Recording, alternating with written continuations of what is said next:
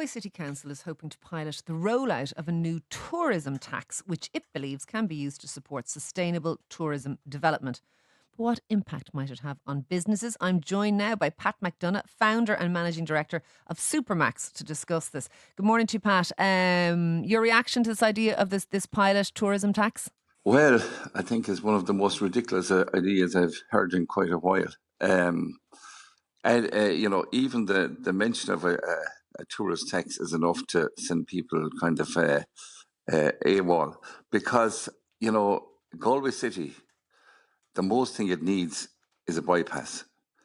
And the council and the council officials, etc., should be coming together to try and sort out a bypass for Galway City. Because that's the most thing it needs. It's preventing shoppers from going in there. It's preventing business from happening in Galway, and it's preventing probably tourism but as well. Pat, is it an either or? You know what I mean? You could be working on the bypass and working on what needs to happen there, and still have a tourist tax. Well, why would you have a tourist tax, and why does Galway self-defeat itself so often? Why would you put a tourist tax in Galway as a...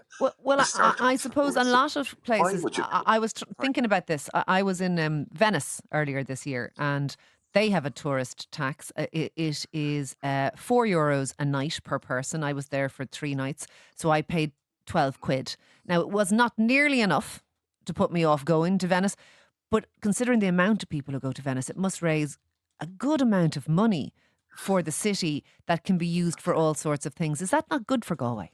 Well, I wouldn't compare Venice or Barcelona or wherever else they have these tourist taxes with Galway.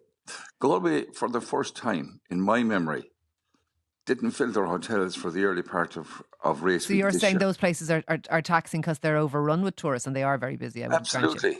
We are not overrun with tourists by any means. 80% of tourists fly into Dublin. And then because of the prices in Dublin, 15% of foreign or continental, I should say, tour operators this year cancelled their tours because they couldn't fill them. Now, we've become a very expensive country for tourism and for living as a whole. Okay. So if we introduce another tax, that's going to add to the whole situation. So you're saying we should be incentivising tourists, if I'm hearing you right, to get them to go away rather than penalising them in any way? Yeah, absolutely. I can see buses coming from Dublin every day, heading out to either Connemara or the Cliffs of Moher or whatever, and they're heading back again that evening. So they aren't benefiting greatly the west of Ireland.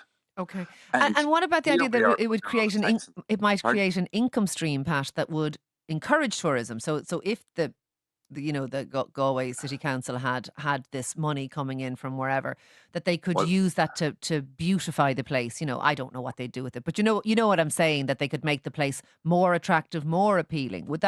Is there not some merit to that argument? Look, I'm not quite sure. I haven't seen what they intend using it for. But they say sustainable tourism development. That's the line. Yeah, okay. I don't know what that exactly means, but city centres generally, apart from even tourist areas across the country, are suffering because of inaccessibility and because of online shopping, etc. Sure.